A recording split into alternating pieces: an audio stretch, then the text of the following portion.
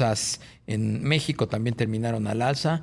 El principal índice de la Bolsa Mexicana de Valores incrementó 0.83% para llegar a las 55.018.91 unidades.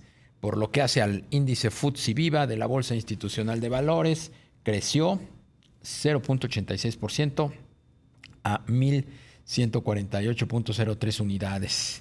Por lo que hace a la paridad peso-dólar, la moneda mexicana se apreció frente a la estadounidense. El tipo de cambio terminó la jornada en 18.65 unidades contra el registro de ayer, que fue de 18.83 unidades, de acuerdo con los datos del Banco de México. Los precios del petróleo cerraron a la baja luego de que la Administración de Información de Energía anunciara un aumento en los suministros de crudo de Estados Unidos por sexta semana consecutiva. En ese contexto, los futuros del Brent del Mar del Norte bajaron 3.1% para ubicarse el barril en los $82 con 84 centavos, mientras que los futuros del West Texas Intermediate de Estados Unidos perdieron 3.1% para ubicarse en los $76 con 41 centavos el barril. Vamos a entrar con nuestro primer entrevistado. Se trata de Víctor Gómez Ayala, analista económico del ITAM, y quisimos hablar con él a propósito pues de esta emisión que hizo Pemex, un bono por $2,000 millones, pues que está significando el regreso exitoso de la petrolera a los mercados internacionales. Este monto, estos $2,000 millones, Pemex los va a utilizar para refinanciar sus pasivos sin representar un crecimiento en los saldos de la deuda de la institución. Vamos a saludar pues a Víctor Gómez. ¿Cómo estás, Víctor? ¿Qué tal, Darío? Muy buenas tardes, un gusto saludarte a ti y a tu auditorio.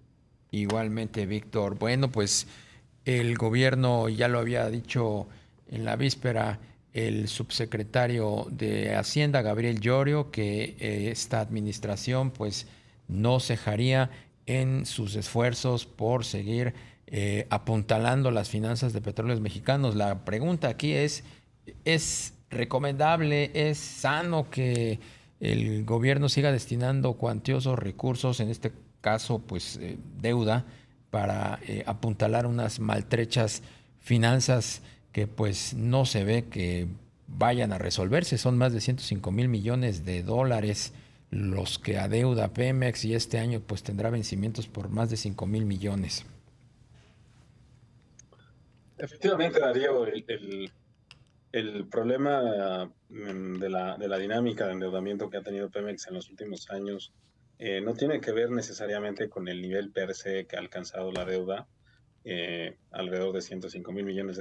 Habrá que ver las cifras definitivas que publicará a final de este mes Pemex, sino tiene que ver con la capacidad que tiene de generar recursos propios para poder hacerle frente al cumplimiento de los pagos de ese endeudamiento, ¿no? En el caso de los vencimientos de este año, se ha vuelto muy necesaria la participación del gobierno federal. Pemex ha pujado de manera importante para que Hacienda pues contribuya de alguna manera con recursos para pagarlos, al grado que el propio presidente ha intervenido aquí públicamente para decir que pues Hacienda y el gobierno de México estarán atrás de Pemex, ¿no?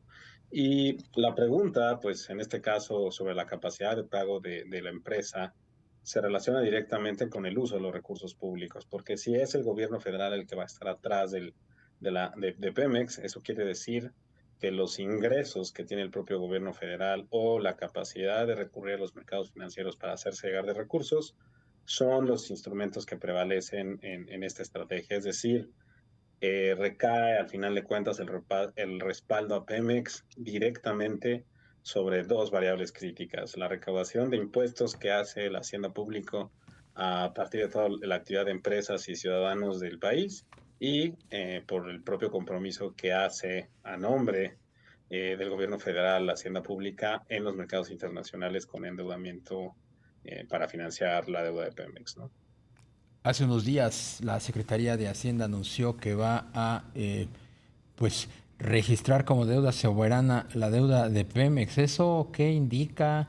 ¿Eso cómo debe pues leerse a la luz de lo que implica para la economía mexicana, petróleos mexicanos y su deuda? Mira, la verdad es que la discusión es muy amplia, hay puntos a favor, puntos en contra, que difícilmente se van a reconciliar, no podemos decir a ciencia cierta que es netamente positivo, netamente negativo.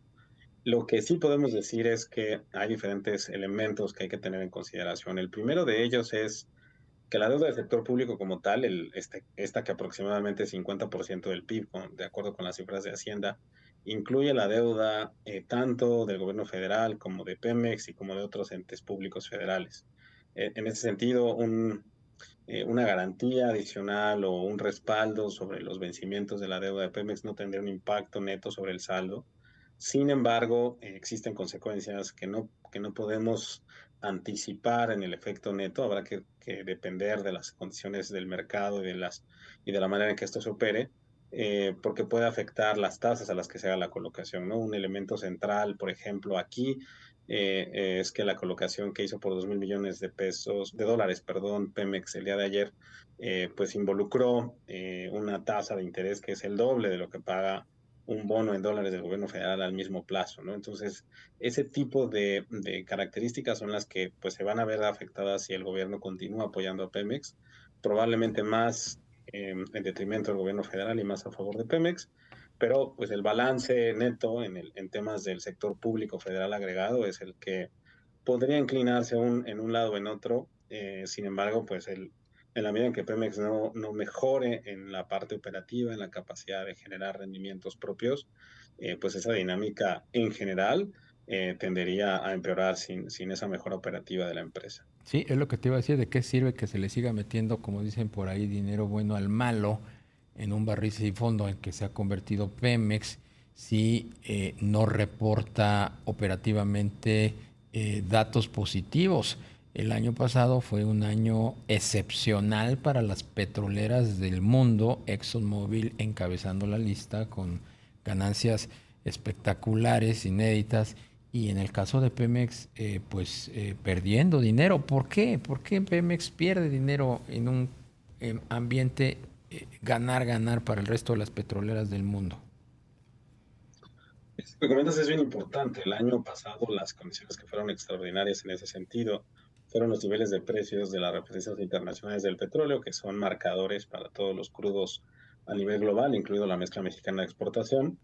Y en el caso de Pemex hay que dividir un poco la historia, ¿no? Hay que recordar que Pemex es una empresa que está integrada en toda la cadena productiva de hidrocarburos, en la industria de hidrocarburos, y tiene actividad tanto en la parte de extracción y producción de petróleo como en la parte de transporte en ductos y finalmente en la parte de refinación y petroquímica básica.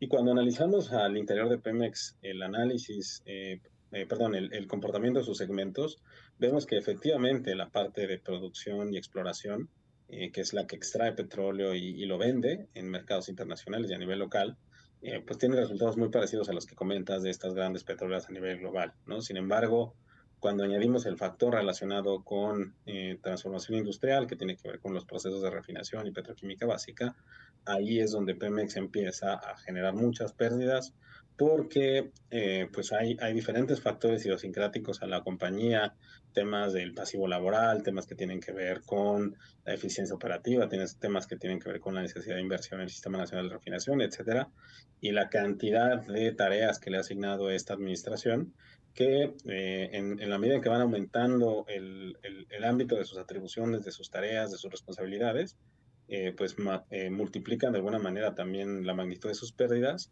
y esas pérdidas son suficientes para opacar, digamos, el desempeño positivo que pueda tener la parte de exploración y producción. ¿Por dónde tendría que ir la estrategia para lograr que Pemex pues se inserte en un sendero de, primero, tapar la fuga de recursos que implican sus constantes pérdidas y endeudamientos, y por el otro, pues aprovechar estos precios o estas coyunturas cíclicas en donde se puede pues dar un beneficio por lo que está sucediendo con los precios internacionales del petróleo. Sí, pues mira, a nivel operativo, pues hay diferentes puntos de vista, ¿no? Hay quienes piensan que la apertura a estrategias y alianzas con el sector privado es clave.